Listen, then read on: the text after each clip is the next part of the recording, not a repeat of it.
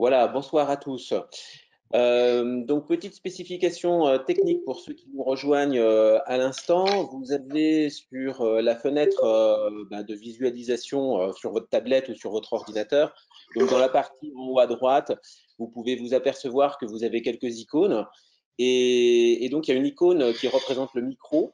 Et il faut impérativement avoir un micro éteint. Donc, c'est une icône rouge avec un trait comme ça qui montre que le micro est barré. Et de cette façon, votre micro chez vous, il est éteint. Et ça évite évidemment que tout le monde, puisque nous sommes 52 connectés là présentement, 53, voilà, je crois que ça se connecte encore un petit peu. Donc ça évite que, évidemment, comme on est dans une salle de conférence virtuelle, ça évite évidemment que tout le monde partage et entende ce que vous pouvez faire chez vous, hein. Donc voilà, certains ont laissé leur caméra allumée, c'est pas du tout une obligation. Donc si vous voulez l'éteindre pour des raisons de connexion, de flux, etc., pas de problème. Voilà. Et puis donc pour communiquer avec moi, si vous voulez, c'est quand même beaucoup plus simple, évidemment vu le nombre et qu'on est en mode virtuel comme ça, c'est plus simple de le faire par écrit. Donc vous avez une icône chatter. Donc c'est une petite bulle comme dans les bandes dessinées évidemment, toujours en haut à droite. Et donc, enfin à droite, ça doit être par là pour vous, je pense, si vous voilà. Et donc, et vous allez, là, en principe, vous pouvez écrire. Vous pouvez écrire des messages, donc soit à moi directement et uniquement à moi, ou alors à tout le groupe si vous voulez parler. Donc, voilà, je peux regarder. Voilà, il y en a qui me disent bonsoir, c'est super. Bonsoir à tous. Donc, c'est une première pour moi d'organiser une visioconférence comme ça pour les personnes qui sont abonnées à mes emails. Donc, l'idée ce soir, c'est de passer une bonne heure pour à la fois répondre aux questions que souvent on me pose.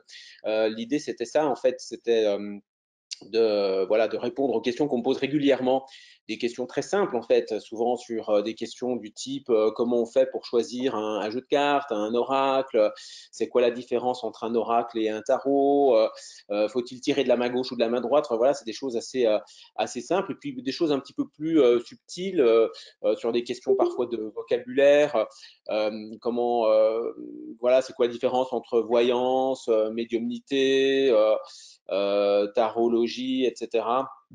Donc, on parle souvent il y a différents termes, voyance, médiumnité, intuition. Donc, c'est quoi un peu voilà, les différences? Et puis, voilà, il y a quelques personnes aussi qui m'ont envoyé des questions. Alors, peut-être que je répondrai directement aux questions qui sont posées. Puis vous pouvez en fait m'adresser des questions aussi, voilà, dans l'espace de chat, donc des questions en cours de route, et puis je piocherai dedans s'il y en a beaucoup, et puis je tâcherai de répondre le plus précisément possible. Voilà. Alors peut-être que pour commencer, peut-être deux choses. Enfin, une première chose qui revient souvent dans les premières questions qui me sont posées, c'est voilà vraiment les différences entre tarot et oracle.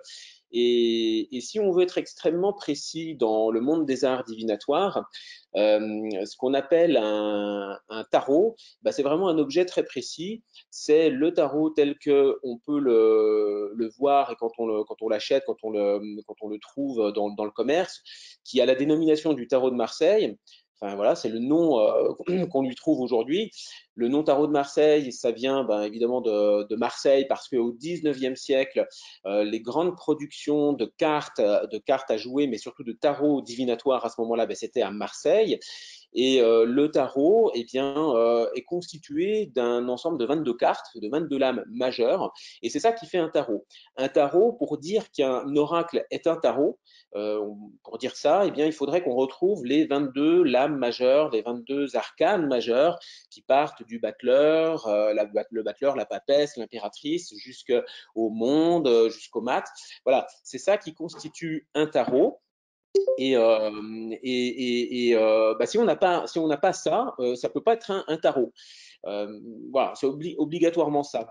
Et donc, bien sûr, le tarot, vous le savez, il y a le tarot, il est apparu au XVIe siècle, grosso modo en Italie. On ne va pas retracer toute l'histoire du tarot, bien sûr, mais le tarot n'appartient à personne.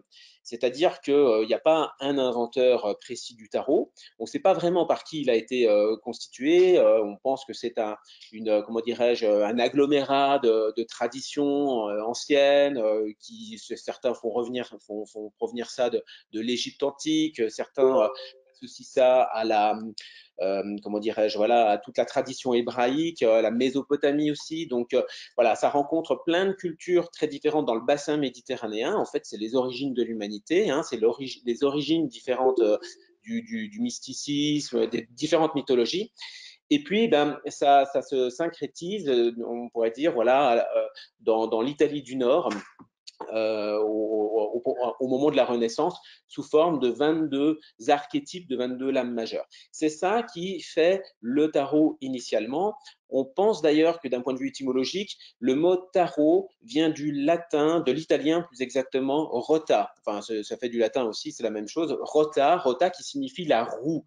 La roue, parce qu'évidemment, le tarot, les lames majeures, eh bien, les lames majeures, en fait, quand on les positionne les unes à côté des autres, on peut former une roue comme ceci, hein, voilà, de la première lame jusqu'à la dernière. Et d'une certaine façon, on peut lire là, comme ça, eh bien, toute l'existence, toute la vie, toutes les différentes séquences de vie d'un individu, de sa naissance jusqu'à son accomplissement, de sa naissance jusqu'à sa mort, on pourrait dire aussi. En tout cas, voilà, c'est vraiment différentes étapes d'une certaine façon. Le tarot, c'est un peu comme, j'aime bien dire, c'est un peu comme une bande dessinée d'une certaine manière, où vous avez des images très simples, archétypales, qui sont faciles à lire.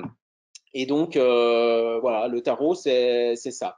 Et le tarot n'appartient à personne dans le sens où il n'y a pas d'inventeur précis et dans le sens, j'allais dire presque juridique du terme, il n'y a pas aujourd'hui de propriétaire du tarot, il n'y a pas de propriétaire intellectuel, si vous voulez, au sens presque de la propriété industrielle, on pourrait dire. Aujourd'hui, n'importe qui peut réinventer le tarot, à la condition simplement, effectivement, de conserver les 22 lames majeures, bien sûr, pour qu'on puisse appeler ça un tarot, mais au fond, on peut faire ce que l'on veut, on peut le redessiner, on peut inverser des cartes si ça nous chante. Le tarot, voilà, il n'y a pas de créateur officiel, à l'inverse, par exemple, de l'oracle, prenons l'oracle G, par exemple, parce que son inventeur, c'est Gérard Barbier, c'est un Français qui est bien vivant, c'est un oracle qui existe depuis peut-être une trentaine d'années. Aujourd'hui, par exemple, vous n'avez pas le droit, juridiquement parlant, de reprendre cet oracle et puis de le refaire à votre sauce. Vous voyez, en redessinant les cartes, en les renommant, etc. Voilà, il y a une propriété intellectuelle. Et donc là, il n'y a pas ça avec le tarot. Il y a encore ça en principe avec l'oracle de Béline. L'oracle de Béline, c'est Marcel Béline. C'est donc un voyant du milieu du XXe siècle, hein, qui a eu ses heures de gloire dans les années 60. Donc on est en grosso modo 1950, 60, 70 jusqu'au milieu des années 80. Et l'oracle de Béline, donc ça c'est un oracle qui est plus contemporain. Le dessin date par contre du 19e siècle. On est grosso modo entre 1840 et 1860. Donc c'est vraiment la société du 19e siècle. C'est un voyant qui s'appelle le mage Edmond. Voilà, il ne s'appelait pas encore voyant à cette époque-là, hein. C'était des époques où on prenait des surnoms, enfin pas des surnoms, mais des pseudos plus ou moins. Edmond ne s'appelait pas du tout Edmond. Et puis voilà, on se faisait appeler mage. C'est pas très modeste, je trouve, comme appellation personnellement. Mais bon, allons-y, pourquoi pas. Mais à cette époque-là, les praticiens qui faisaient des consultations, en fait, n'étaient pas du tout, s'appelaient pas voyants. Le terme voyant, d'ailleurs, pour en dire deux mots, c'est grosso modo les années 20, les années 30 du XXe siècle, c'est 1920-1930. Et voilà, les premiers voyants qui font des consultations de voyance, qui se font appeler comme ça, c'est il y a à peu près 100 ans seulement. Hein, donc voilà. Et au XIXe siècle, bien sûr, la pratique existait, mais bon, les dénominations étaient différentes. Donc le mage Edmond se faisait appeler mage. Je ne sais pas s'il considérait qu'il faisait de la magie. En tout cas, il faisait de la cartomancie. Le terme, lui, par contre, devait exister déjà. Et il était en quelque sorte un peu le digne héritier de Mademoiselle Lenormand, qui est, on va dire, un petit peu, en tout cas pour les historiens de la cartomancie, Mademoiselle Lenormand, c'est une voyante de la fin du XVIIIe siècle, donc elle a connu la Révolution, elle elle a connu Napoléon, elle a connu la chute de Napoléon, elle a connu la Restauration, enfin elle a tout connu. Et tout le monde la consultait, les révolutionnaires, les monarchistes. Voilà, on se demande comment elle a fait pour conserver sa tête, cette brave dame. Et donc elle était, enfin vraiment, elle avait pignon sur rue, elle avait un salon, elle recevait chez elle, etc. Elle a créé elle aussi un jeu de cartes, le petit jeu de Mademoiselle Lenormand qui pareil, lui est dans le domaine public, comme on pourrait dire par rapport à la propriété industrielle. Le jeu n'appartient plus, enfin je ne sais pas s'il y a des ayants droit à Mademoiselle Lenormand, mais en tout cas voilà, une invention en principe, je crois au bout de 50 ans ou 70 ans, ça tombe dans le domaine public. Donc un jeu de cartes, ça n'appartient plus à son inventeur, si vous voulez. Hein. Donc Mademoiselle Lenormand, voilà, c'est grillé. Si vous voulez, vous pouvez refaire le jeu de cartes de Mademoiselle Lenormand, c'est bon, personne ne va venir vous embêter. Voilà. Par contre, le Béline, je suis pas sûr. Hein, donc, mais il me semble comme il y a un nouveau, enfin il y a une réédition de l'Oracle de Béline qui est sortie il y a très très peu de temps. Je sais plus je sais plus le nom exactement. C'est un peu fâcheux d'ailleurs de plus savoir le nom, mais il y a une réillustration de l'Oracle de Béline qui est sortie très récemment. J'ai pas mal de stagiaires qui m'en parlent ou je vois dans des groupes d'échange effectivement on en parle. Il est très joli, il est redessiné parce qu'il faut bien le dire, l'Oracle de Béline quand vous regardez enfin c'est assez laid. Enfin, c'est méchant ce que je dis. Enfin, c'est pas, mais enfin, c'est assez austère, disons. Hein. C'est pas quelque chose qui fait vraiment toujours très plaisir en fait à voir. Ah, voilà, Franck Perrin, merci pour me dire, qui me dit 70 ans, le droit de la propriété intellectuelle. Voilà, je ne savais plus si c'était 50 ou 70, donc merci pour la précision. Donc voilà. Qu'est-ce que je voulais dire? Donc voilà, différence entre tarot et oracle. Donc oracle, c'est un vieux mot, hein, c'est un vieux mot, ça vient du latin oraculus, si je ne m'abuse. En tout cas, le mot oracle fait référence à la fois, ça fait référence à beaucoup de choses. Ça fait référence à la fois à la personne qui autrefois dans le monde antique était en quelque sorte la personne qui rendait ses prophéties, qu'on appelait souvent la piti. Les oracles, si vous voulez, c'était à la fois le lieu où on consultait, c'était aussi les personnes qui étaient impliquées dans la consultation.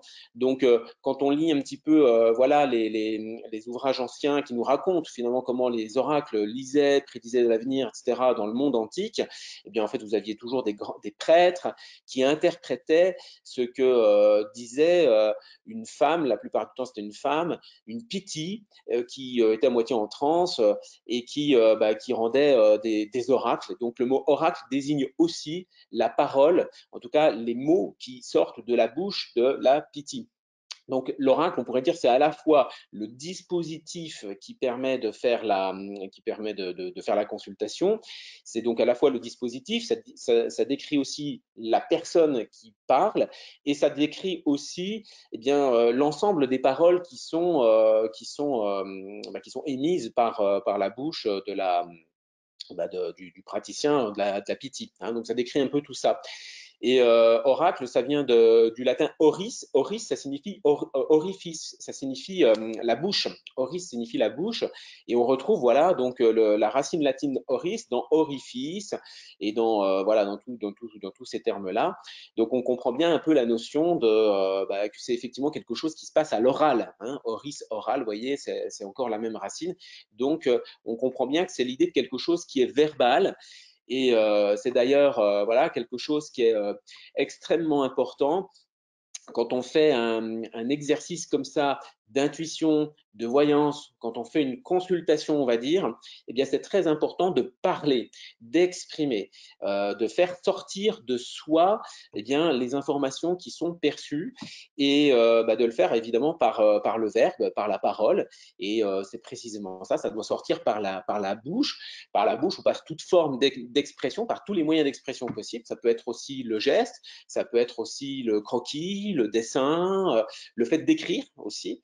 Hein, donc, ce qu'on pourrait appeler de l'écriture automatique, c'est une forme d'expression intuitive aussi. Et donc, voilà, c'est le fait d'exprimer qui est très important. Ah, merci Gabé Midox qui me dit en privé, c'est l'oracle de Béline redessiné par Gabriel Sanchez, sorti en novembre 2019 et déjà épuisé, bah, décidément. Voilà. Donc Donc voilà, donc tac tac. Donc oui, alors il y en a qui me disent qu'on peut pas envoyer des messages à tout le groupe. Alors je sais pas pourquoi. En principe, vous devriez pouvoir, mais je sais pas s'il y a un problème de configuration. Effectivement, apparemment, on dirait qu'il y a que moi qui reçois les messages. Apparemment, vous ne devez pas tous les voir. Bon, bah ok, je sais pas si c'est normal, à vrai dire. J'ai pas une habitude formidable de l'utilisation de GoToMeeting. Ok, voilà, donc alors quelques questions quand que vous me posez, là du coup je lis en même temps que je vous parle. Ouais, quand on fait des tirages, souvent c'est aussi un peu des questions qui me sont posées. Ça, est-ce que on remet les cartes dans le tas? En fait, la divination repose beaucoup sur des règles, sur des règles un peu tacites, mais ce sont surtout des conventions que vous devez établir avec vous-même, on pourrait dire. Euh, c'est beaucoup au XVIIIe et au XIXe siècle, quand vous avez, c'est beaucoup au XIXe siècle quand vous avez les praticiens finalement, les praticiens des arts divinatoires de cette époque ont beaucoup théorisé en fait sur leurs pratiques et essayé de mettre en place, si vous voulez, des règles, des pratiques, à la fois pour essayer de donner une espèce de compréhension globale de comment ça se fait que ça fonctionne, de comment ça se fait que ça marche, voilà, et aussi ben, pour faire en sorte que on puisse avoir une espèce de base méthodologique qui puisse être commune à tout le monde d'une certaine manière. Donc, dans ces règles-là, on a vu par exemple émerger des choses du style, eh bien, on tire de la main gauche. Euh, En fait, on peut tout à fait tirer de la main droite. C'est une règle qui, à ce moment-là, a été établie parce qu'on avait l'impression que c'était quelque chose qui fonctionnait bien. Et puis, il y avait une théorie qui était en cours à l'époque, selon laquelle ben, la main gauche était reliée au cœur, parce que le cœur est à gauche, si vous voulez. Vous voyez, il y a un peu cette notion. Plus tard, certains ont associé le fait que la main gauche, elle est importante parce que c'est une main qui est plus intuitive que la main droite. Euh, Sous-entendu parce qu'on écrit avec la main droite, hein, et que la main droite serait donc rationnelle, raisonnable, et que la main gauche elle est plus spontanée et voilà. Donc, mais en fait ça j'allais dire c'est pas vrai, c'est pas vrai objectivement. Au fond, on est dans quelque chose qui touche à une croyance au fond. Il n'y a rien qui montre que la main gauche elle est plus intuitive que la main droite. Et c'est pas ça qui fait que ça fonctionne en fait. Si vous tirez des cartes de la main droite ou avec les deux mains, ou si vous tirez les cartes, je ne sais pas moi, avec les pieds ou avec n'importe quel autre dispositif, ça va fonctionner. Parce que c'est pas ça en fait derrière qui fait que ça marche. C'est une question d'intention. C'est une question d'intention. Donc une intention, c'est une pensée dirigée, une pensée très claire sur le fait d'établir, on va dire, une convention de sens entre quelque chose que l'on veut savoir et puis bah, une carte ou plusieurs cartes qui va ou qui vont représenter la chose que l'on veut savoir. Et donc cette convention, bah voilà, c'est quelque chose que l'on établit soi-même. Et bah, après, pour le dispositif, bah, à chacun de trouver son propre système. Donc main gauche, main droite, bah, faites, j'ai envie de vous dire, comme ça vous parle. C'est comme le fait de couper ou pas couper. Ça, c'est la même affaire. Je ne sais même pas si on coupait au XVIIIe siècle les jeux de cartes, si vous voulez, voyez. Euh, En fait, tout ça, c'est quelque chose qui est complètement relié à des conventions en fait que vous devez établir. À une époque aussi, je me souviens d'une stagiaire dans mes débuts là, il y a peut-être 15-20 ans, qui me disait oh là là, moi je fais pas les cartes le dimanche parce que le dimanche c'est interdit. Euh, bon, en fait, là, on est dans une croyance aussi qui était en fait là l'héritage probablement judéo-chrétien. Le dimanche, la divination est interdite. D'ailleurs, de toute façon, les religions interdisent la divination tout court. Donc, bon, voilà, il y a pas de il n'y a pas de règle fondamentale, il n'y a pas de règle objective. Donc à vous de trouver en fait la convention qui vous parle.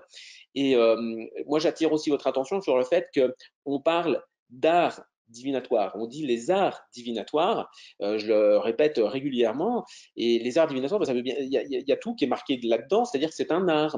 Et un art, bah, alors effectivement, il y a bien des règles tacites qui existent. Le fait, par exemple, de poser une question, de tirer quelques cartes, d'analyser les cartes ou de ressentir les cartes pour lire la réponse, et puis d'enchaîner ensuite sur une autre question. Voilà, c'est un jeu de questions-réponses en fait, la divination d'une certaine manière. Et on pourrait voir les oracles comme étant un système qui permet de collecter de l'information. Hein, et donc, des informations qui vont être figurées par le nom des cartes, par les scènes qui se jouent sous nos yeux, mais aussi par les intuitions qui vont émerger en regardant chacune de ces cartes ou en voyant, en faisant des associations d'idées. C'est un moyen d'accès, c'est un chemin d'accès à de l'information de manière, on va dire, un petit peu non conventionnelle parce que c'est pas du raisonnement, c'est pas de la réflexion pure, c'est pas de la logique, même s'il peut y en avoir finalement quand même un petit peu, mais c'est une autre façon d'accéder à une forme de connaissance. On pourrait dire ça comme ça. Voilà.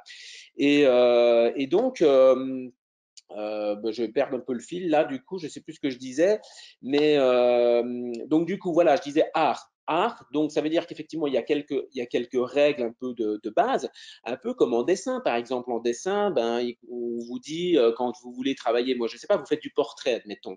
Si vous faites du portrait en dessin, il y a des règles de base par rapport aux proportions, par rapport à comment commencer votre dessin, par rapport à comment faire. Bon, il y a des règles que vous allez apprendre si vous allez faire une école de dessin, vous allez apprendre des règles bien précises, etc. Puis on va vous dire c'est comme ça qu'il faut faire. Mais une fois rendu dans votre pratique chez vous, si vous voulez devenir dessinateur professionnel, mais votre portrait, vous faites comme vous voulez. Vous le commencez pas dans l'ordre que vous voulez, si vous n'êtes pas obligé de respecter les règles conduites, les règles pures et dures. Voilà, parce que c'est un art. Donc vous faites comme vous voulez. Hein. Et donc, moi j'ai envie de vous dire, quand vous lisez dans des bouquins, dans des ouvrages, faites comme ceci, faites comme cela, c'est comme ça qu'on fait, etc., remettez ça en question. Enfin, voilà, faites votre propre méthode et faites ce qui, pour vous, vous paraît juste. Voilà, c'est très important. On pourrait dire ça comme ça. C'est vous qui avez. Voilà, c'est vous qui voyez. Je vois quelques questions qui arrivent en même temps. Toc, toc, toc, toc. Alors, pourquoi certains laissent les cartes du tarot du Marseille à l'envers, sachant qu'il n'a pas été conçu comme celui du Grand Étaïla? Ben oui. Alors ça, c'est pareil. Voilà, carte endroit envers. Alors moi, personnellement, je suis pas très bien placé pour en parler parce que moi, ça m'a jamais parlé. Donc, dans tout ce que j'enseigne et dans tous les contenus que je peux développer, que ce soit à la fois dans mes stages, dans les formations ou sur YouTube, dans les petits tutos que je publie régulièrement, vous ne me verrez pas manipuler des cartes à l'envers parce que ça ne me parle pas. Mais, encore une fois, voilà, c'est une question de convention. À chacun voit midi à sa porte en matière d'art. Et donc, certains voient un certain sens à utiliser à l'endroit à l'envers. Moi, personnellement, je trouve que ça m'établit de la confusion. C'est pas très, très clair pour moi. Mais pourquoi pas? Donc là encore, pourquoi il y a ça? C'est encore un peu au 19e siècle qu'on voit émerger des fonctionnements un peu comme ça. Euh, à la base, le tarot, le tarot, si on parle du tarot, le tarot, il est lu de manière droite. Donc voilà, et chaque lame va prendre une valeur plus ou moins favorable, on pourrait dire comme ça, plus ou moins positive. J'aime pas trop cette expression positive négative parce que ça fait un peu manichéen. Hein, c'est pas toujours soit tout blanc, soit tout noir. Mais on pourrait considérer, si vous voulez comme ça, que certaines lames du tarot, par exemple, vont prendre une valeur plus ou moins porteuse ou plus ou moins désagréable, selon la place qu'elle occupe dans un tirage. Hein. Donc, dans un tirage en croix, par exemple, vous avez la position 2 du tirage en croix qui représente toujours une problématique pour le consultant. Donc ça signifie que le consultant, il a un problème avec ce que représente la carte. Et quelle que soit la carte, si la carte, je dis la carte ou la lame de tarot, c'est la même chose. Si la lame du tarot c'est le soleil, qui est souvent considéré comme une très très bonne lame, évidemment le soleil, c'est la lumière, c'est la vitalité, c'est l'énergie, c'est quelque chose qui est quand même assez fort, assez impactant. Eh bien, si le soleil se trouve dans la position 2, il faudra lire le soleil comme étant une problématique que le consultant a à résoudre ou à gérer ou à améliorer. Voilà, ça va dépendre de l'âme, ça va dépendre un peu de la formulation de la question aussi. Et en l'occurrence, sur le soleil, on pourrait peut-être évoquer à ce moment-là que peut-être le consultant peut-être prend trop de place, brille trop, est trop lumineux, trop fort, trop énergique. Il y a quelque chose de trop, too much peut-être, vous voyez, comme certaines personnes qui la ramènent sans arrêt, des gens qui sont un peu envahissants, qui ont un ego un peu fort, voilà, ça peut être ce genre de choses, ou des gens qui intimident parce qu'ils ont réussi énormément de choses dans leur vie, ou des gens qui impressionnent, voilà, il y a un truc un peu comme ça. Peut-être qu'à ce moment-là, le soleil peut être lu de cette manière-là. Bon, voilà. Donc, pas besoin d'avoir, en fait, d'après moi, en fait, en tout cas, c'est ma façon de voir. Donc, je respecte naturellement les autres qui ne voient pas comme ça, mais je trouve que bon, on peut voir les choses de cette manière-là. Voilà. Donc, c'est assez intéressant. Alors, je lis en même temps quelques questions. Ah bah tiens, ouais, Jean qui me dit le descendant de Béline, c'est petit-fils ou filleul, je ne sais plus, tient une boutique ésotérique à Bayonne. Bah tiens, alors ça je l'ignorais complètement. Et bah ouais, mais alors moi, je sais que du coup j'ouvre une parenthèse justement sur ça, c'est qu'effectivement Marcel Béline, il a toujours des ayants droit, donc peut-être effectivement ce descendant. Et sur le bouquin qui est sorti, que j'ai écrit là il y a quelques années, enfin quelques années, c'est pas il y a 10 000 ans non plus, mais qui est ressorti là l'année dernière chez Erol, aux éditions Erol, donc le petit livre, c'est pas le Béline vous parle, c'est l'oracle de Béline, hein, voilà, tout simplement, qui est ressorti chez Erol. Figurez-vous, je vous raconte, il voulait à l'intérieur du bouquin avoir les cartes détachables, les cartes détachables de l'oracle de Béline. Et donc, ils se sont mis en rapport avec les ayants droit. Ça a été très compliqué d'ailleurs de les trouver et pour avoir leur accord, parce qu'il faut avoir l'accord des personnes qui sont encore en lien avec l'oracle pour pouvoir les mettre dans le livre. Et puis, ils ont dit non. Donc, c'était pas possible. Donc peut-être que c'est cette personne. Ah, Valérie qui me demande l'oracle des miroirs. Ben, alors, Valérie, je ne connais pas l'oracle des miroirs, donc je ne pourrais pas en dire grand-chose. Je suis désolé. Je ne connais pas tous les oracles. Vous savez, des oracles et des tarots, il y en existe plein. Des tarots, il y en existe plein de rééditions, justement parce que il n'y a pas de propriété intellectuelle sur le tarot. Donc évidemment, voilà, n'importe qui peut redessiner le tarot et il doit ressortir très régulièrement des tarots, pas forcément des tarots de Marseille, mais des tarots avec des réillustrations. À une époque, j'avais comme ça un peu recensé, j'avais regardé un petit peu, j'en avais trouvé peut-être plus de 2500 titres.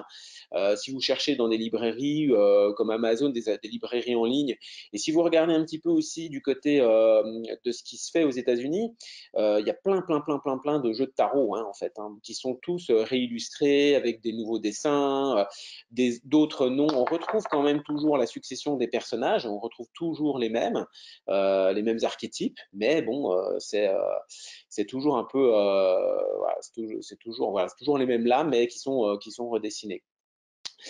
Ouais, on me posait une question du coup, savoir si on remet les lames dans le jeu entre chaque question. Bah, ça, c'est un peu à vous de voir aussi.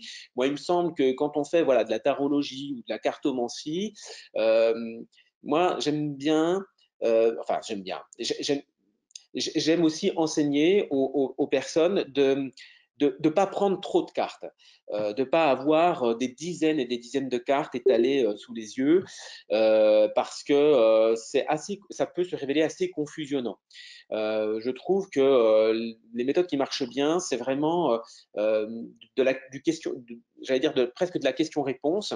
Et l'idéal, c'est ça, c'est de poser une question, tirer une carte, poser une question, tirer une carte, poser une question, tirer une carte, ou à la rigueur deux, trois.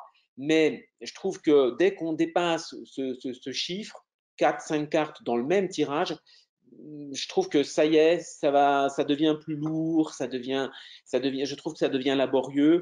Et l'idéal de la divination, c'est ça aussi, c'est que dès qu'on a une carte, pof, ça déclenche une idée, ça déclenche une intuition, ça déclenche une réponse. Ça fonctionne bien. Et si vous voulez vraiment allier votre intuition, votre inspiration, votre capacité de voyance avec un support oracle, quel qu'il soit, essayez de procéder comme ça pour, pour que ça aille vite. Parce qu'il faut pas perdre trop de temps en s'apesantissant sur un nombre trop important de cartes. Donc, et des fois, je vois des gens qui font des tirages comme ça où il y a 8, 10 cartes et puis ils sont comme ça. Alors, la première carte, donc ça veut dire ceci, cela, nanani, nanana. En fait, c'est très long et c'est pas du tout. C'est long et en fait, on dort. Enfin, moi, ça me fait dormir d'écouter ça. Enfin, donc, c'est pas. Voilà, c'est pas très. Voilà. Je recommande pas de procéder comme ça. Alors, je lis donc Frédéric.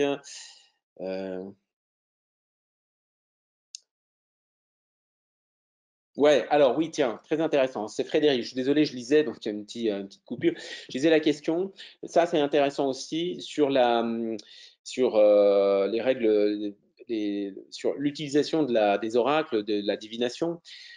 C'est comment formuler des questions.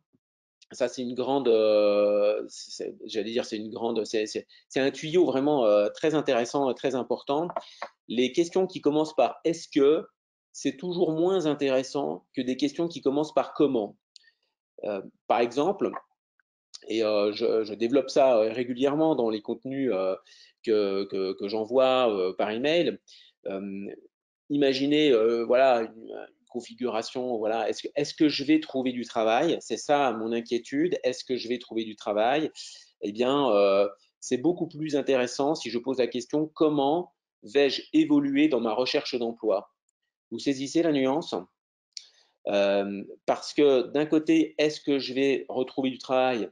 Ben, en fait, finalement, la seule réponse possible, c'est oui ou non. Ou à la rigueur, si on joue sur les mots ni oui ni non, mais là, on ne sait pas trop ce qui va se passer. Ou alors oui et non. Des fois, ça peut être aussi. En fait, dans les réponses oui non, des fois, on a quatre réponses possibles. On a oui, on a non, on a ni oui ni non, et on a oui et non à la fois, des fois. Donc, c'est bon. Euh, et donc, si vous posez une question plutôt comment vais-je évoluer dans ma recherche d'emploi, ben, c'est beaucoup plus ouvert. C'est beaucoup plus ouvert et vous laissez comme ça votre support, que ce soit du tarot, l'oracle de Béline ou n'importe quoi, vous lui laissez la possibilité de vous raconter comment les choses elles évoluent. C'est une question ouverte. Une question est-ce que, c'est une question fermée. C'est oui, c'est non, c'est voilà, c'est fermé. Fermé parce qu'il n'y a pas beaucoup de réponses possibles. Il n'y en a que deux possibles ou quatre à la rigueur, comme je venais de dire. Mais disons que c'est soit oui, soit non. Donc c'est vraiment fermé. Et une question ouverte, ben, c'est une question qui laisse au support l'occasion, la possibilité de nous raconter véritablement comment les choses elles évoluent. Donc voilà, admettons je cherche un emploi, ben, on va voir quel genre de difficulté peut s'opposer à moi justement. On peut voir dans quel état d'esprit je me trouve. Ça va peut-être me donner des conseils, ça va me donner de l'ouverture si vous voulez. Donc si on est dans une posture comme ça de comment j'évolue, de comment ça se passe, de comment les choses elles avancent, eh bien c'est plus ouvert. Alors les questions, est-ce qu'on peut tout à fait les traiter quand même, bien entendu. Est-ce que je vais déménager? Bon, des fois c'est soit voilà, c'est soit oui, soit non. Est-ce que je vais déménager? Tac tac, on va poser quelques cartes, on va avoir la réponse. Mais c'est un peu limitant. Hein. Le tarot, les arts divinatoires, c'est pas un pendule qui dit oui ou non, quoi. Vous voyez, des fois c'est plus subtil. Enfin, c'est plus subtil. C'est pas des fois, c'est plus subtil. Donc c'est bien si ça laisse, si ça amène de l'ouverture. Je trouve que c'est vraiment pas mal. Ouais, Catherine qui me pose la question, est-ce qu'il faut éviter le tirage avec les prénoms? Bon, on peut. Moi, j'ai jamais trouvé que c'était très très parlant cette histoire de tirage des prénoms. Je le pratique pas en vérité, je l'enseigne pas non plus. Et puis, je me souviens un jour d'un stagiaire qui me disait, mais ouais, mais le tirage des prénoms, ça tient pas debout. Imaginez quelqu'un qui s'appelle Bob. Vous avez 3 cartes, et puis l'autre à côté qui s'appelle Marie-Dominique. Bah là, vous avez 12 cartes, donc c'est pas juste. Vous voyez, il y a un truc. Alors évidemment, c'est un peu tiré par les cheveux ce que je raconte, mais il y a un truc un peu parce que le tirage des prénoms, c'est ça, c'est mettre une carte par lettre. Hein, donc ça, c'est une méthode oracle de Béline un petit peu. Bon, moi, je ne sais pas. Je pratique pas, j'enseigne pas. Je procède pas comme ça. Donc, voilà. Bon. Alors ensuite, qu'est-ce qu'on me demande? Peut-on compléter pendant une séance entre tarot et alors, est-ce qu'on peut passer de l'un à l'autre? Bah oui, bien sûr, vous pouvez utiliser plein de supports. D'ailleurs, nous en Occident, on utilise beaucoup des supports qui sont, j'allais dire, des supports glamour. C'est pas des supports glamour, mais disons des supports à base de cartes avec des dessins. On aime bien ça, nous, en Occident. Les dessins, ça parle, ça flatte l'œil, c'est joli, c'est gracieux, ça raconte des histoires. Les dessins, c'est comme une bande dessinée, vous voyez. Je trouve ces oracles, ils sont super intéressants. Ça peut être un peu paresseux quand même. Il y a d'autres supports qui existent, par exemple le Yi Jing. C'est un support chinois, ça existe depuis 3000 ans. Et alors par contre, évidemment, c'est une plongée dans la culture chinoise d'il y a 3000 ans pour comprendre de quoi il s'agit, avec d'autres références, d'autres symboles, etc. Et là, par contre, bah, vous avez des figures, hein, on tire de ce qu'on appelle des hexagrammes, et là, ce sont des successions de traits pleins ou de traits brisés. Bah, je vous assure que c'est assez aride comme réponse. La géomancie, c'est la même chose. On trace des petits bâtonnets, on fait des points, on obtient des figures. Les runes aussi, c'est un alphabet, hein, c'est une forme d'alphabet, on pourrait dire. Et là, bah, c'est pas, ce sont des supports qui sont beaucoup plus arides. La symbolique, elle est plus compliquée à saisir parce que bah, il n'y a pas de dessin, il n'y a pas d'illustration, il y a pas quelque chose qui vient stimuler l'imaginaire simplement en regardant la carte. Quand on regarde une carte, ben hop, on voit tout de suite des images, on a tout de suite des idées, si vous voulez. Bon, donc bien sûr, si vous faites une consulte ou si vous quand je dis une consulte, quand je parle de consultation, c'est pas forcément un client qui vient et qui paye. Une consultation, ça peut très bien être pour soi-même. On fait une consultation à partir du moment où on pose une question et qu'on tire une carte de son jeu pour voir la réponse. Hein. C'est ça une consultation en fait déjà. Hein. Donc c'est pas obligatoirement quelqu'un qui vient et puis qui va lâcher un chèque juste après quoi. Si vous voulez, c'est pas obligatoirement ça. Donc consulter un oracle, c'est quelque chose qui peut être absolument quotidien et c'est quelque chose qui peut être beaucoup plus répandu que ce qu'on croit. Hein, on imagine. Moi, je suis assez surpris en fait quand en société comme ça, je parle un peu de divination, d'art divinatoire, etc. Mais en fait, on se rend compte que plein de gens ont plein de méthodes comme ça d'interrogation pour entre guillemets sonder l'univers, capter des choses, recevoir des informations d'une certaine façon, recevoir des informations d'une manière différente. Et ben, beaucoup de gens voilà, sont en fait ouverts.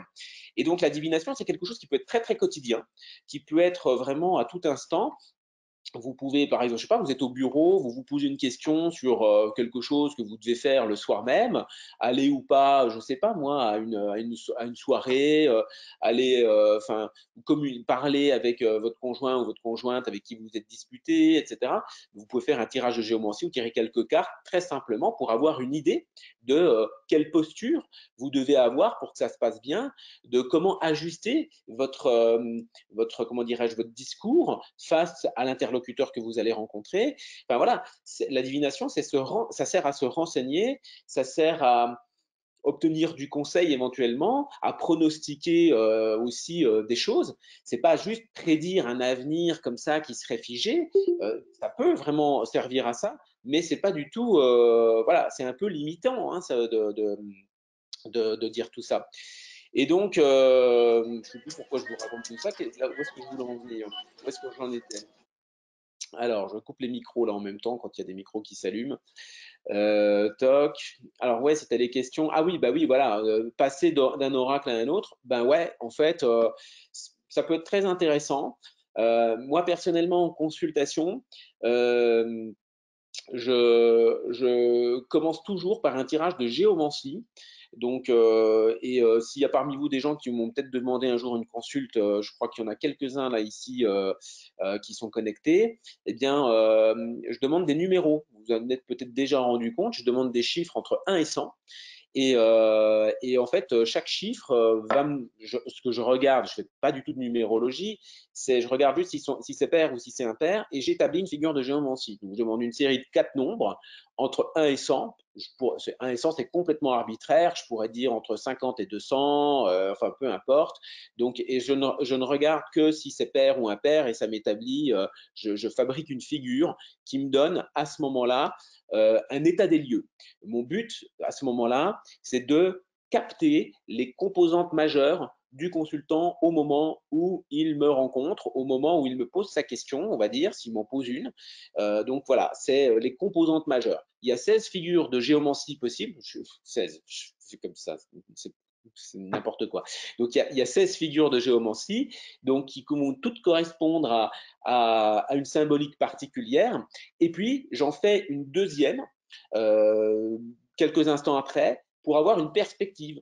Donc c'est une perspective d'évolution, c'est compte tenu de la situation initiale, les composantes majeures, comment les choses elles s'apprêtent à évoluer. Et donc ça me donne une idée de l'évolution des perspectives qui sont devant le consultant. C'est un peu une direction possible, c'est une espèce de voie. Hein, c'est dans la méthode des questions types que j'emploie là dans mes formations, c'est la question type numéro 3, direction, voie possible, dans quelle direction ça va. Voilà, c'est ça que ça raconte en fait. Donc ça, c'est un petit tirage de perspective. Donc moi, je fais de la géomancie. Et après, eh ben, je vais faire du tarot un peu. Je vais faire un peu d'oracle de Béline aussi. J'ai remarqué quand même que je suis beaucoup plus branché tarot que oracle de Béline. Et puis, j'ai des périodes. Par moment, je me dis, tiens, je vais prendre l'oracle de Béline, j'ai envie de l'employer, il m'appelle, il m'attire, vous voyez, il y a un espèce de truc comme ça, presque inexplicable, hein, et donc bah, je vais prendre ce jeu-là plutôt que du tarot. Bon. Et puis l'idée aussi en consultation, bah, c'est aussi de faire fonctionner votre intuition, de faire fonctionner votre capacité intuitive. Donc, Frédéric qui me demande méditation avant chaque tirage. Alors, peut-être pas avant chaque tirage, mais par contre, avant chaque consultation, oui, c'est nécessaire. Par contre, pas avant chaque tirage, parce que si tu as une consultation qui t'a 10 tirages, tu ne vas pas te faire 10 méditations avant, quoi, bien entendu. Donc, tu fais une méditation avant, moi, évidemment, c'est ce que je fais. Et si vous faites des consultations, c'est bien mieux, effectivement, ben, de vous mettre dans cet état-là. On est quand même pas mal de praticiens en France. Là, voilà, vous avez ceux qui étaient là à l'oracle de la Triade avec Stanislas Delorme, il le raconte lui aussi. Et j'aimais bien ce qu'il disait d'ailleurs dans cet atelier. Qu'est-ce qu'il disait? Il disait c'est pas le consultant qui m'attend dans une salle d'attente, c'est moi qui attends le consultant. Donc, et c'est exactement ça, c'est-à-dire que le praticien attend le consultant, et donc ça veut dire que, je sais pas moi, le consultant a un rendez-vous à midi, eh bien, à partir de midi moins le quart, midi moins 20, même à partir de 11h30, eh bien, ça y est, on rentre dans la consultation déjà. Vous voyez, ça, c'est une vraie astuce aussi, mais enfin, d'un point de vue méthodologique, c'est nécessaire, pour moi, c'est même assez indispensable. On ne peut pas rentrer dans la consultation comme ça, en fait. Donc, il y a un temps il y a un temps, il y a un temps de préparation. Ça, c'est dans les consultations qui sont, voilà, quelqu'un qui vient ou une consultation avec un rendez-vous qui a été posé. Après, évidemment, si vous êtes, par exemple, dans c'est des choses que j'ai eu l'occasion de faire quand j'étais plus jeune, mais des consultations, mettons, dans un café, des consultations Voya, il y en a certains qui font ça, c'est pas mal aussi. C'est intéressant d'ailleurs pour se faire connaître ou pour l'exercice. C'est un vrai exercice à un moment donné. Par exemple, vous avez, je sais pas, un restaurant qui vous fait venir pendant 3 heures, et pendant 3 heures, de 19h à 22h, par exemple, eh bien, vous êtes dans un espace du restaurant, et puis les clients du restaurant peuvent venir vous consulter. Alors, ils viennent pour vous consulter. En fait, ils viennent vous poser une question. Vous voyez, c'est une question ou deux. Là, évidemment, vous n'allez pas avoir le temps de faire une méditation puis faire toute une préparation avant. Voilà, là, c'est vraiment pendant 3 heures, ça s'enchaîne. Donc, la méditation, il faut la faire avant. Donc, et puis, faut un peu, faut boire un bon café quand même pour tenir ensuite toute la durée du travail, parce que après, pendant 3-4 heures, vous allez avoir un enchaînement de gens. Et moi, ça, c'est un truc que j'ai eu l'occasion de faire. Ça fait très longtemps que j'ai pas refait ça. Mais moi, j'aime bien l'exercice parce que ça met dans un état modifié, hein, clairement. Hein, à partir de 3-4 personnes qui sont passées, après, il y a tout qui s'enchaîne et vous êtes dans une espèce de flow. Et, Et en fait, voilà, ça peut aller assez bien. Alors, il faut que l'ambiance soit OK, il faut que ce soit bien. Je me souviens d'une année, moi, j'avais fait ça dans une boîte de nuit, c'était l'enfer. Donc, mais bon, enfin, c'était voilà. Donc, il faut quand même être bien encadré, bien entouré, des gens bienveillants aussi. Hein, si vous avez des consultants qui viennent et puis qui sont pas du tout adeptes du truc ou qui viennent juste pour se faire rassurer alors qu'en fait vous allez percevoir des choses qui sont peut-être assez graves, ça peut être un peu délicat dans un contexte de restaurant, hein, en fait. Donc je regarde un peu vos questions. Donc, une recette de méditation. Alors là, une recette de méditation. Un livre que je conseille, deux livres que je conseille, c'est Apprendre à méditer de Mathieu Ricard. Voilà, c'est vraiment un must-have, hein, c'est vraiment quelque chose, c'est vraiment très bien. Et puis il y a aussi Christophe André qui tient une chronique sur France Inter. Je ne sais pas si certains écoutent. Et Christophe André, alors lui, c'est intéressant parce qu'il a un parcours, il est psychiatre, il est médecin, et donc il pratique la méditation, et il a introduit d'ailleurs la méditation dans les hôpitaux, enfin là où il travaille, et parce que bien sûr, aujourd'hui, la méditation qui est un peu débarrassée, je dirais, de ses comment dirais-je, de son folklore un peu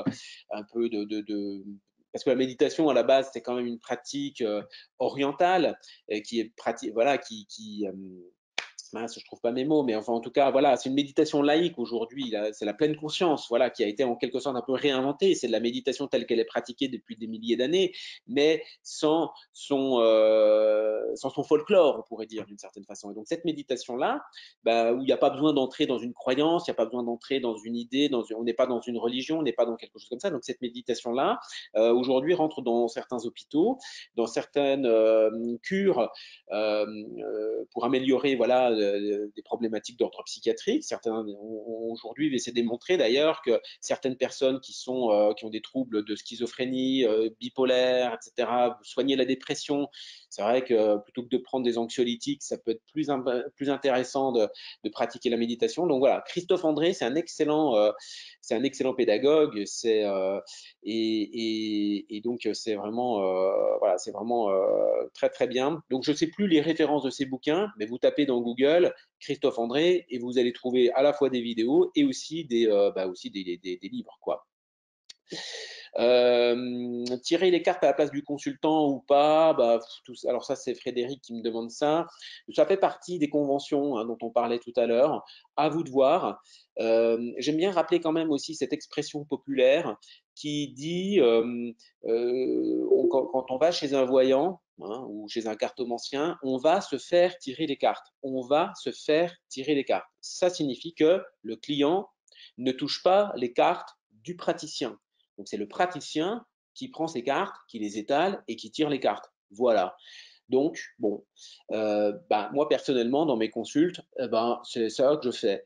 Quand j'ai besoin de tirer des cartes, pof, je tire des cartes, avec les deux mains d'ailleurs, hein, un coup à gauche, un coup à droite, etc. Et puis, voilà, les choses, elles vont me parler comme ça. C'est pour des raisons de rapidité, de fluidité, mais de fluidité verbale, si vous voulez, voilà, pour que ça aille vite, pour pas s'apesantir. Euh, voilà. Donc, comme on disait tout à l'heure, il faut parler. Et il y a un peu l'idée que quand on s'arrête pas s'arrêter de parler d'une certaine manière. Il y a un truc comme ça qui fait qu'on rentre dans un flow j'allais dire le flow de parole. Alors, il ne s'agit pas d'assommer la personne avec un flow de parole, mais disons qu'en tout cas, ça aide beaucoup à l'entrée dans l'état modifié qui est requis pour que la voyance s'exprime vraiment. Et puis, bah, ça fait venir des infos, quoi, en fait. Donc, les consultations, ah oui, par téléphone ou au cabinet, bah, ça c'est pareil, c'est Frédéric qui me demande ça. Moi, je pratique les deux personnellement. Tiens, d'ailleurs, ça faisait partie des questions qui ont été posées. Quand on se lance dans une activité comme ça, qu'est-ce qu'il vaut mieux faire? Moi, je trouve que c'est assez facile de démarrer, d'oser démarrer avec une certaine distance géographique. Donc, quand le consultant n'est pas présent physiquement, eh bien, ça peut aider. Ça peut aider en fait parce que le regard du consultant sur le praticien quand on débute, faut l'assumer ce regard-là, hein. C'est pas évident d'avoir un œil qui vous regarde, qui vous juge, qui analyse ce que vous dites. Il faut une bonne dose de confiance en soi déjà, je trouve, pour effectivement faire, en tout cas faire ses premières consultations face à quelqu'un. Et quand on démarre, eh bien, je trouve que c'est plus aisé quand il y a une certaine distance et ça protège en quelque sorte. Ça peut permettre de faire quelque chose qui est beaucoup plus libéré, quoi, en fait. Donc, tiens, c'est Willy qui me dit, qui est un stagiaire. Salut Willy. Les consultations à distance sont beaucoup plus faciles pour moi. Et ouais, effectivement, le téléphone a un côté protecteur. Donc, voilà. Donc ça, c'est vraiment, voilà, c'est vraiment important. Comment ne pas avoir peur de parler, me dit Bettina. Ben ça, c'est un peu effectivement, c'est un vrai saut dans le vide. Et je trouve qu'il y a quelque chose dans la pratique de la consultation que vous fassiez ça de manière rémunérée ou pas, hein, peu importe, hein, même si c'est quelqu'un, une amie qui vous demande quelque chose, à un moment donné, vous devez parler, eh ben, je ne sais pas si vous avez déjà fait du théâtre, par exemple, ou si vous avez déjà fait, et vous arrivez sur scène. Euh, Moi, par exemple, plus d'une dizaine d'années, j'ai fait beaucoup de théâtre d'improvisation. Et ben, je dois dire que ça m'a beaucoup aidé.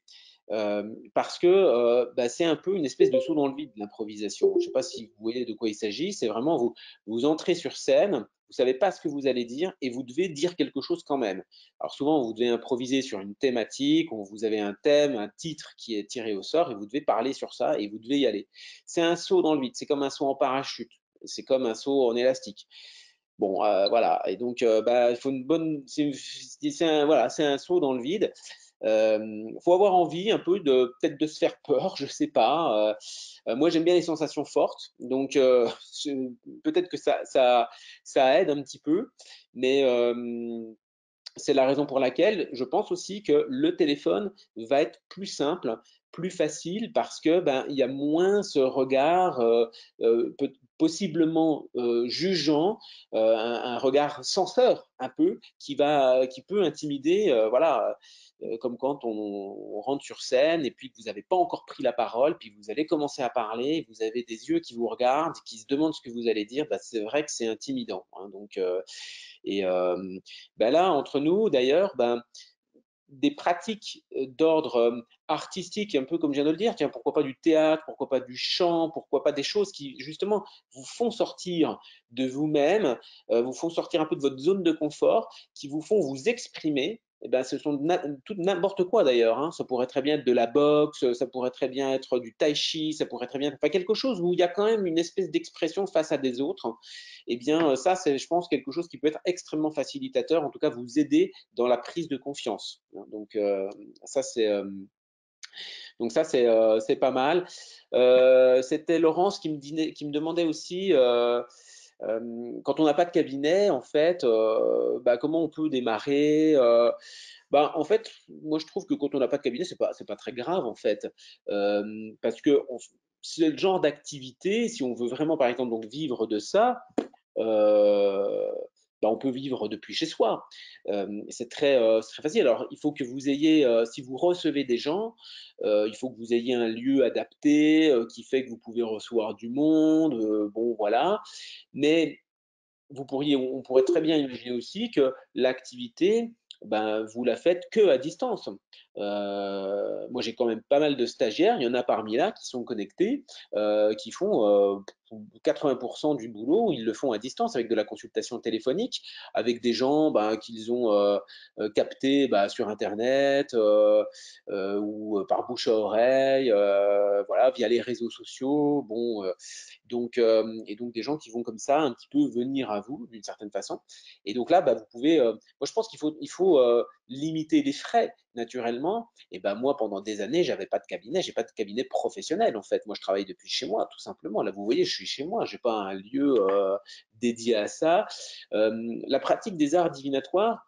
C'est un truc qui se fait assez facilement depuis chez soi. C'est quand même assez facile, ça, hein. Et donc, Parce que payer un local, avoir un bureau, louer un espace, sachant que bon, il y a la moitié des gens qui, la moitié des consultants vont pas forcément se déplacer pour faire la consultation. Ça peut très bien fonctionner.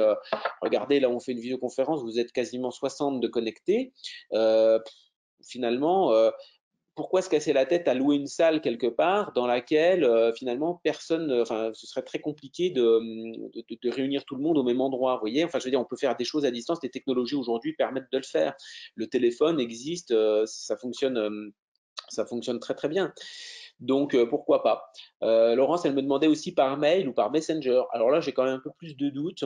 Via Messenger, je ne sais pas trop quel genre de consultation on peut faire par Messenger. Euh, Par mail, j'imagine un peu plus. Parce que dans un mail, on peut, disons, en tout cas, je suppose, la personne qui pose une question, et puis on a le temps éventuellement, voilà, de faire un tirage, d'analyser son tirage, de ressentir son tirage, et puis de rédiger une réponse. Donc de rédiger une réponse, voilà, et on va envoyer ça à la personne. Moi, ça m'arrive très rarement de procéder comme ça. J'ai une cliente, en fait, on ne procède que comme ça, mais parce que la cliente, elle est sourde muette. Donc, elle est en situation de handicap, comme ça, comme on dit poliment, et donc elle peut pas entendre et elle peut pas parler. Donc, on fait pas, elle vient pas me voir, et puis on fait pas par Skype, et on fait encore moins par téléphone. Donc, voilà, donc elle m'écrit ses questions, et puis on a un petit protocole comme ça. Donc, elle m'écrit ses questions, moi je lui réponds, je lui renvoie, et du coup, pour que ce soit un peu vivant ou un peu interactif, elle rebondit sur mes réponses et me repose des questions, éventuellement pour que moi j'aille plus loin ou que j'apporte des précisions si elle a besoin. Et on peut comme ça avoir quelques allers-retours. On va pas en avoir 50 non plus, hein, parce que sinon on va prendre la semaine. Mais on peut avoir comme ça quelques allers-retours pour rendre un petit peu interactif l'échange, si vous voulez, voyez. Et c'est pas la chose que je préfère faire. Enfin, je veux dire, c'est vraiment pas du tout moi un service que je développerais, mais ça peut fonctionner, ça peut fonctionner pas mal. Alors voilà, il y a des questions qui arrivent. Différence entre tarologie et taromancie. En fait, taromancie, c'est vraiment l'usage du tarot comme d'un support. Et dans taromancie, on retrouve la racine grecque manteia, qui signifie en fait support divinatoire. Et donc, la différence, si j'ose dire, c'est que la tarologie, c'est vraiment l'analyse des cartes, c'est l'analyse des symboles. C'est très analytique. Et c'est voilà, c'est de l'analyse, on pourrait dire, c'est de la logique, voilà, c'est de la connaissance liée à ça. Et la taromancie, c'est un peu de la tarologie, mais c'est aussi une forme d'inspiration, l'utilisation d'une intuition à un moment donné qui dépasse le cadre de la carte. Voilà. Euh, Exemple, la personne demande est-ce que je vais déménager? Bon, vous tirez quelques cartes. La tarologie vous dit oui parce que bon, vos conventions font que d'un point de vue analytique, les cartes qui sont sorties, ça dit oui. Mais on bascule dans la taromancie si tout d'un coup vous êtes capable de percevoir que l'endroit où la personne elle va, eh ben je sais pas moi, il y a une salle de bain à rénover complètement, ou alors le quartier où elle va débarquer, c'est un quartier où il y a beaucoup de travaux en ce moment. Ou alors il y a une voisine en dessous qui fait beaucoup de bruit. Ça, on est dans un type d'information qui va bien au-delà de la carte. Vous n'avez aucune carte du tarot, que sais-je, qui va vous dire il y a la salle de bain à refaire. Ça c'est pas écrit dans les cartes. Donc ça, et pour peu que ce soit vrai, bien entendu. Donc évidemment, donc là, c'est une information supplémentaire qui vient, donc c'est une intuition en plus. C'est là qu'on parle de taromancie, c'est ce qu'on appellerait de la voyance, en fond, c'est de l'information qui vient en plus du support. Voilà, pour faire la différence. Toc, toc, toc, je regarde les questions. Oui, alors Catherine qui me demande, une personne peut-elle être à la fois voyant, médium et cartomancien? Peut-on faire confiance à un professionnel qui consulte dans sa boutique en même temps que les heures d'ouverture? Oh, pourquoi pas. Euh, je sais pas trop, faut voir. Moi, j'ai un copain voyant à Lyon qui tient une boutique. Enfin, je dis copain, je ne connais pas trop, hein, mais qui tient une boutique ésotérique à Lyon et qui fait des consultations. mais je crois qu'il prend des rendez-vous, donc il ferme la boutique pendant qu'il reçoit les gens pour pas être dérangé par des clients qui viennent acheter des bâtonnets d'encens ou des pendules. Donc voilà, donc c'est vrai que c'est peut-être pas super pratique, je pense. En tout cas, moi, c'est pas du tout le truc que j'aimerais faire. Et puis, bien sûr, est-ce qu'une personne peut être voyant, médium, cartomancien? Mais oui, tout ça, bien sûr, bien sûr. Euh, oui, voyant, médium, intuition, c'est vrai que c'est des termes de vocabulaire. J'en parle régulièrement dans certaines vidéos. À la rigueur, si vous cherchez sur YouTube, j'avais fait une vidéo qui est peut-être un peu vieille maintenant, qui s'appelait, je crois, voyance versus médiumnité, quelle différence? Bah voilà, en fait, j'en parle là-dedans. Et pour en dire deux mots, le mot médiumnité, il vient de médium, et le référentiel culturel du mot médiumnité, c'est le spiritisme au 19e siècle. Le mot médium, il apparaît avec le spiritisme. Au 19e siècle, on fait beaucoup, beaucoup de spiritisme. À partir de 1850, c'est la mode partout en Europe de faire ça. On fait tourner les tables et pour le faire, pour y parvenir, il faut une personne qui est au centre, bah, qui va s'appeler le médium. Et le mot médium vient de l'anglais médium, naturellement, et ça signifie le milieu, ça signifie celui qui fait l'interface entre le monde terrestre et puis l'au-delà.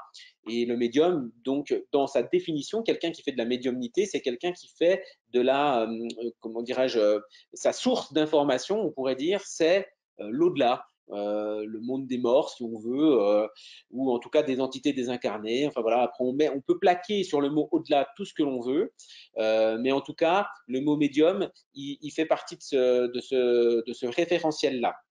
Cela dit, les choses ont un peu évolué. On est quand même presque 170 ans après l'apparition du spiritisme. Aujourd'hui, le spiritisme c'est complètement tombé en désuétude. Hein. On fait plus de spiritisme depuis 1930, 1940 hein, à peu près. C'est complètement le spiritisme d'ailleurs, c'était une espèce de mode et c'était aussi un loisir. C'était un loisir qui a été peu à peu remplacé par l'apparition du cinéma, la radio, la télévision. Donc, donc c'est aujourd'hui un peu passé de mode. Et, mais la médiumnité, évidemment, est un phénomène qui existe naturellement, indépendamment de la mode, bien sûr. Et aujourd'hui, quand on parle de médiumnité, ben, souvent, en fait, ça se confond beaucoup avec le terme voyance, avec même une certaine forme d'intuition. Tout ça, c'est des questions de vocabulaire et de référentiel culturel. Donc voilà, voyance, par exemple, le mot voyance vient de clairvoyance. C'est l'abréviation du mot clairvoyance. Et clairvoyance, c'est à la base un terme scientifique. C'est un terme inventé par des chercheurs au 19e siècle pour définir la capacité d'un individu à avoir des informations sur quelque chose qu'il ne peut pas voir normalement. Voilà. Donc, qu'il ne peut pas voir normalement, bah, typiquement, par exemple, un objet enfermé dans une boîte, une photographie enfermée dans une enveloppe, quelqu'un derrière une porte ou derrière un paravent. Enfin, en tout cas, où il n'y a pas de communication, si vous voulez, sensorielle standard, de communication conventionnelle, on va dire. Voilà. Et le terme clairvoyance, il apparaît parce que les sujets qui sont testés au 19e siècle à cette époque-là emploient souvent le phrasé suivant, disent je vois derrière la porte quelqu'un comme si, dans l'enveloppe, je vois ceci, je vois cela. En fait, c'est le terme, c'est la manière de s'exprimer du sujet qui fait l'expérience, bah, en fait, amène à penser qu'en fait, c'est visuel. Mais en fait, c'est très faux tout ça, parce que en fait, c'est une perception globale, bien entendu. C'est une perception globale qui est au-delà, évidemment, il y a la vue qui rentre en jeu, mais en fait, il y a tous les sens. Hein, et c'est une perception qui se fait à l'échelle de tout le corps, parce que c'est, on va dire, pour faire très simple, la conscience, en fait, qui perçoit et qui va capter de l'information. Hein. Donc, et donc, cette information, elle est perçue, décodée par l'ensemble du corps, et ce décodage va produire des sensations diverses dans le corps, mais on peut très bien avoir des sensations, par exemple, kinesthésiques. C'est très fréquent, c'est même d'ailleurs, on va dire, peut-être le deuxième sens qui peut se développer, ou des sensations auditives. Certains vont avoir des mots, certains vont avoir comme des voix, des chuchotements, des choses vraiment. Et donc, voilà.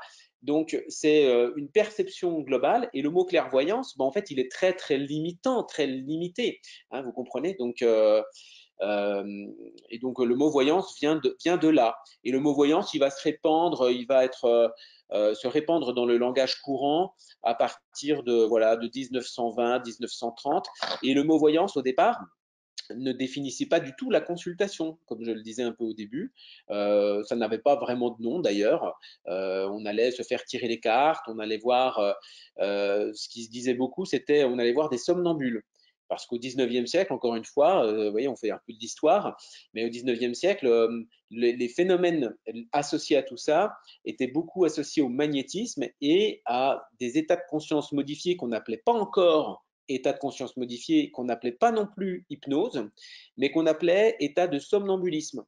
Donc c'était du somnambulisme, voilà. En fait, aujourd'hui, quelqu'un qui est dans un état de somnambulisme tel qu'on le faisait au 19e siècle, on dirait tout simplement il est dans un état d'hypnose. Donc c'est la même chose, c'est le même genre d'état. Et on s'apercevait, donc quand les gens étaient dans cet état-là, on s'apercevait que les gens avaient accès à des capacités supérieures, des capacités de perception. Et donc, ben voilà, il a bien fallu nommer les choses. Et donc, on a appelé ça clairvoyance, voilà, principalement clairvoyance, quoi. Donc, toc, toc, toc, oui. Ah bah vous m'écrivez beaucoup, beaucoup de choses. Euh, alors, ok, alors le terme clairsentience, tiens, bah, je ne sais pas trop, faudrait demander à celui qui a inventé le terme, parce que c'est Sébastien qui me demande ça. Ben, alors, faut quand même le dire aussi, dans tout ça, dans tout ce milieu en fait dans lequel on évolue, il y a beaucoup de marketing aussi, hein. Et donc, on réinvente la roue en permanence. Il y a des modes qui passent, qui reviennent, qui disparaissent. Bon, voilà. Donc, clairsentience, ben, c'est probablement, je suppose, en fait, quelque chose qui est autour du toucher, quoi, en quelque sorte. Mais bon, c'est un peu, on réinvente la roue, on invente des termes, bon, mais au fait, finalement, c'est toujours de la perception globale, c'est de la perception. Le terme consacré par les chercheurs au XXe siècle, cette fois, c'est perception extrasensorielle. Voilà, on a beaucoup parlé de ça ou de capacité métapsychique. Voilà, d'une certaine façon, capacité psychique, donc perception extrasensorielle. Mais le terme aujourd'hui, même ça, il est tombé un peu en désuétude. Et aujourd'hui, maintenant, on parle presque plus d'intuition. Vous voyez, intuition. Donc le terme, il est un peu général. Il fait pas référence à une culture particulière, parce que dès que vous dites médium, on imagine les tables qui tournent, les esprits qui parlent, les verres qui se déplacent tout seuls sur des planches de Ouija. Enfin bon, on peut imaginer ça. Mais par exemple, dans les années 80, en Californie, il y a un mec, il a inventé le terme channeling. Voilà. Bon, c'est juste une redéfinition du terme médium, hein, c'est la même chose. Donc, puis le terme channeling est passé lui aussi à la trappe peu à peu parce qu'il s'est démodé. Donc, bon, voilà. Donc, il y a des modes un peu qui évoluent comme ça. Donc, voilà. Valérie qui me pose une question très précise sur des consultations avec le Béline. Euh, Sortir la carte de l'homme, sortir la carte de la femme ou non. Alors ça, moi, je fais pas du tout non plus. Je m'en moque un petit peu, moi, de ces deux cartes-là. D'ailleurs, je les aime pas, ces deux cartes-là, pour tout avouer. Marie-France qui me dit la clairsentience, ressentir les émotions des autres. Ben voilà. Donc, ok. Ben, ça peut aussi tout bêtement s'appeler de l'empathie, probablement. Donc, et Karina qui me dit c'est canadien. Canadien, je suppose quoi. Clairsentience, peut-être, hein, c'est ça. Donc, bon. W7 qui me dit j'ai des ressentis physiques pendant mes consultations. Eh ben ouais, bien sûr. Et, euh, et soyez très attentifs à ce que vous sentez dans votre corps. Ça, c'est l'intuition du corps et le corps sait. C'est même démontré aujourd'hui scientifiquement. Dans le stage voyance, on en parle de ça. Le corps, c'est le premier récepteur, pour ainsi dire. C'est pas du tout de voir des choses, on sent des choses dans son corps. Et la, la, la, quand vous posez d'ailleurs une question, est-ce que, je ne sais pas, est-ce que mon consultant va, je sais pas, déménager ou pas, bah, vous pouvez peut-être avoir la réponse par votre corps. Donc, vous n'allez pas avoir oui ou non qui s'illumine dans votre tête, mais vous pouvez avoir une sensation corporelle. Plutôt, vous pouvez avoir deux sensations corporelles, une qui vous dit oui ou une qui vous dit non. Ça nécessite d'avoir une sorte de convention. Donc, et donc, vous pouvez sentir dans votre corps, quand c'est oui, bah, ça fait quelque chose qui s'ouvre, je sais pas, un mouvement vers l'avant, une respiration tout d'un coup plus fluide, ou quelque chose qui est agréable, une sensation agréable, on va dire. Et puis, bah, quand c'est non, bah non, ça fait quelque chose qui se referme, c'est quelque chose qui est pas sympathique. Bon, enfin voilà.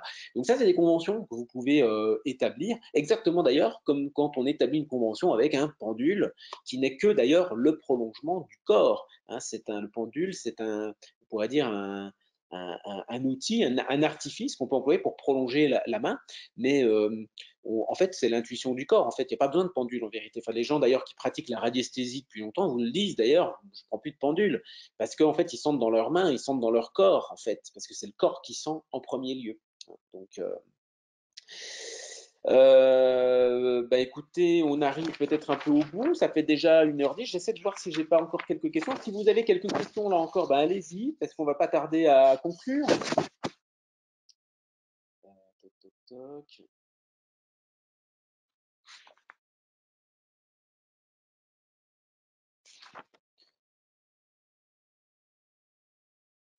Alors Fabien, qui me dit, voyez-vous mes questions? Alors, ah oui, ah oui, Fabien, donc qui me dit, pourrait-on faire une convention en tirant 3 pièces comme au Yijing, mais de la géomancie au lieu de tracer les traits? Alors c'est quoi la question? Pourrait-on faire une convention, zut, pourrait-on faire une convention en tirant 3 pièces comme au Yijing, mais bah ouais, mais, mais pour de la géomancie, bah oui, oui, on peut tout faire en fait. Bah, la géomancie, en fait, à la base, c'est voilà, c'est vraiment on trace des traits, on utilise le sol, on utilise une poignée de cailloux, mais en fait, pourquoi pas des pièces aussi, hein, donc, et ouais, ouais, bien sûr, on peut faire ça. Je sais pas si c'était ça la question de Fabien qui me dit, voyez-vous mes questions? Alors, il y en a peut-être plusieurs. Tot, tot, tot, tot. Non, bah, je crois que c'est ça. Bon, ok, oh là, vous êtes beaucoup à m'écrire là, donc du coup, ça fait beaucoup de choses. Euh, Alors, bon, là, il y a Marie-Léna qui me demande une question sur la signification de la maison Dieu. Ouais, bon, je vais pas pouvoir répondre à ça parce que ça fait rentrer trop dans le détail du tarot, donc c'est trop spécifique. Donc, comme c'est une conférence un peu sur euh, un peu générale, donc à la rigueur, je vous renvoie à mes bouquins. Euh, Bah, alors, Séverine qui me demande, pour une question, c'est mieux une question à une carte ou le tirage en croix? Bah, en fait, tout dépend de la question. En fait, quand on a une problématique qui est assez complexe, clairement, tirer juste une carte, ça va pas suffire. Donc, l'idée, c'est de décomposer une problématique en plusieurs sous-questions. C'est ça qu'on voit dans les formations, d'ailleurs, Séverine. D'ailleurs, en plus, d'ailleurs, tu es venu en formation. Donc, tu découpes ta problématique en plein d'aspects, en plein de choses très différentes. Et l'idée, c'est de poser éventuellement une carte sur chacun de ces aspects-là. Donc, ça va te faire finalement enchaîner plusieurs sous-questions sur une problématique. Donc, voilà. Et ça fonctionne assez bien. Et le tirage en croix, alors le tirage en croix, c'est avec 5 cartes directement. Ça marche bien si la question, elle est tournée de la façon suivante. Comment va évoluer quelque chose ou comment X va évoluer dans son projet, etc. Ça marche bien quand il y a ça marche vraiment bien quand il y a une espèce de perspective vers l'avenir, quoi, d'une certaine façon. En tout cas, comment quelque chose évolue. Ça fonctionne vraiment bien les, le tirage en croix. Voilà, donc bon, là il y a vraiment beaucoup de questions, donc est-ce que je vais refaire des lives sur YouTube? Alors, je ne sais pas si je vais faire des lives sur YouTube ou Facebook parce qu'en fait, après, là, l'idée, c'était de faire un truc privé. Donc, si je fais des lives après sur les réseaux sociaux, bah, en fait, c'est un peu des trucs à touristes. Donc, je sais pas trop, peut-être, mais Voilà, tiens, Karina qui me demande, as-tu déjà eu le trac avant une séance? Comment le réduire? Ben oui, en fait, je ne vais pas dire que j'ai le trac avant chaque séance, mais clairement, c'est quelque chose. Une consultation à chaque fois, c'est quand même un peu un saut dans le vide. Et moi, je trouve que c'est presque un peu comme un artiste qui rentre sur scène. Il y a vraiment une similitude, encore une fois, les arts divinatoires, ça va avec une démarche artistique, hein, quasiment. Donc, bah ouais, il y a une espèce d'entrée en scène dans le fait de démarrer la consultation. Et bah moi, ça m'arrive de temps en temps, effectivement, d'avoir un peu le trac en me disant, tiens, je sais pas si je vais y arriver aujourd'hui, est-ce que je vais être, est-ce que ça va être fluide, etc. Donc, d'où la nécessité aussi de faire cette petite préparation mentale, moi, que je fais avant chaque entretien pour me conditionner, pour être dedans, pour ressentir la personne, même avant qu'elle arrive. Hein, avant qu'elle arrive, j'essaie de choper déjà des informations, de capter des choses pour que quand elle arrive, la personne, paf, je puisse avoir déjà des choses à lui dire, d'une certaine manière. Voilà. Donc, voilà. Bon, bah, je pense qu'on a à peu près fait le tour. Il y a beaucoup, beaucoup de questions, donc je suis un peu submergé. Donc,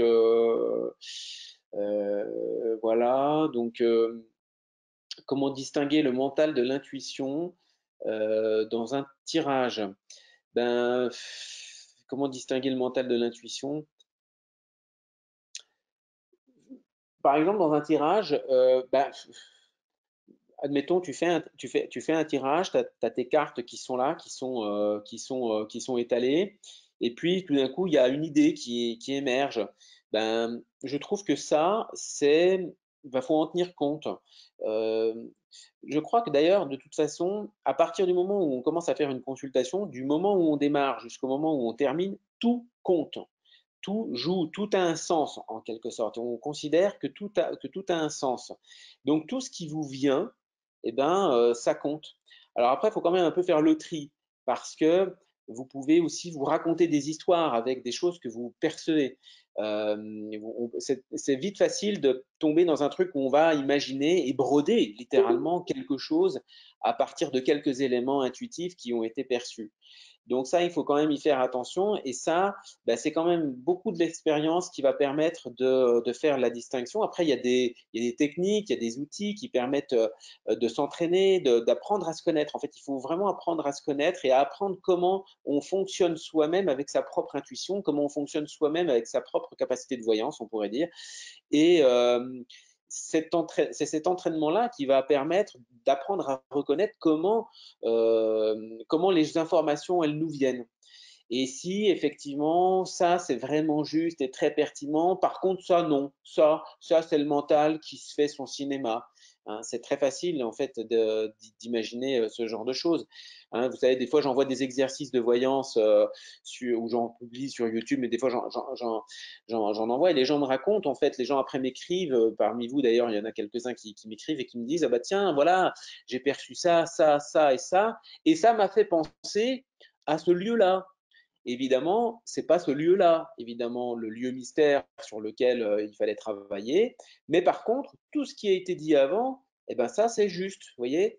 Donc la personne, je sais pas, elle dit que c'est rocheux, c'est gris, c'est minéral, ça donne le vertige, c'est en hauteur. Ben oui, en fait, bingo, c'est ça. Mais à partir du moment où elle dit, où elle cherche à trouver ce que c'est, à identifier, ben ça, c'est le mental qui se met en marche. Donc on voit bien que le mental, il est tout le temps en train d'essayer de creuser, de trouver, de donner du sens. Il raisonne et il raisonne sur tout ce que l'intuition lui amène. Donc c'est bon, enfin voilà, c'est un savant mélange, un savant dosage. C'est pas évident, mais c'est en fait c'est assez passionnant, je dois dire, parce que c'est un vrai apprentissage et et on peut vraiment, j'allais dire performer, mais bon, voilà, mais comme beaucoup, comme dans tout art, en fait, finalement, on dit souvent, ah oui, ça me fait un peu rire, hein, entre nous, les gens qui parlent de dons de voyance, en fait, bah, en fait, c'est la voyance en fait finalement cette capacité c'est une capacité qui est présente dans la nature humaine et c'est pas moi qui le dis hein, c'est pas Tournier Alexis qui décrète ça hein, tout seul dans son coin hein, c'est le faisceau enfin comment dirais-je c'est le résultat de 150 ans de recherche menée par des gens sur ces capacités, sur ces phénomènes qui tend à démontrer qu'en fait, en fait, c'est une capacité de la conscience, c'est une propriété du vivant, même d'une certaine façon. Vous savez qu'il y a des expériences qui ont été menées sur des végétaux, sur des animaux, et on se rend compte, bien sûr, que les animaux, ils ont un sixième sens, bien sûr, ils ont un instinct, les animaux sentent les choses. Il y a plein d'expériences réalisées sur ça, et même les végétaux. Donc, on n'a pas le temps de développer sur ça, naturellement, mais enfin bon. Donc, c'est une propriété du vivant. Donc, c'est une propriété que tout individu possède. Un individu conscient, eh bien, dispose d'une capacité de voyance qui va être donc plus ou moins développée.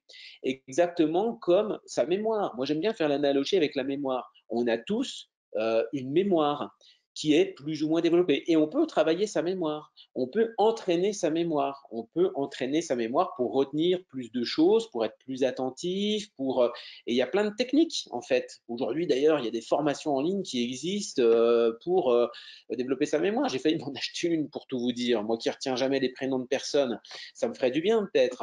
Donc, voilà, donc c'est vraiment un truc qui s'entraîne, qui se travaille. Et ça, c'est vrai, encore une fois, de toute pratique artistique, quoi. Je veux dire, les chanteurs, on peut dire, bah tiens, il a un don dans la voix. Oui, mais ok, mais le mec, quand même, s'il travaille pas 90% du temps, son don, c'est de la merde. Vous voyez, enfin, je veux dire, il y a du travail. Ça n'existe pas, en fait, les choses sans du talent comme ça, inné.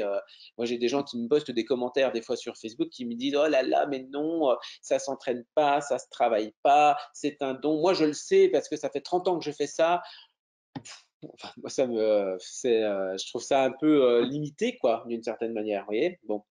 Enfin bref, donc on va pas épiloguer trop sur ça. Donc, voilà, écoutez, là il est 20h22, donc on va s'arrêter. Je suis désolé, j'ai peut-être pas répondu à toutes les questions. Donc, si vous avez vraiment des questions qui sont très urgentes, qui sont très importantes, et vraiment il vous faut une réponse avant ce soir minuit, vous m'envoyez un mail. Je vous garantis pas que j'y répondrai en fait, mais j'y répondrai demain. Donc, et puis donc, on a enregistré.